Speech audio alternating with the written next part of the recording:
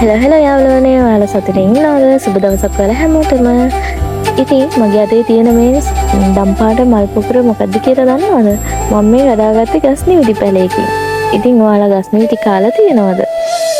මේ ගස් නිවිති හදාගන්න පුළුවන් පරිප්පු වලට දාලා අර නිවිති වගේම තමයි පරිප්පු වලට දාලා තෙල් දාලා පිකල් එකක් විදියට මේ ගස් නිවිති හදාගන්න පුළුවන්.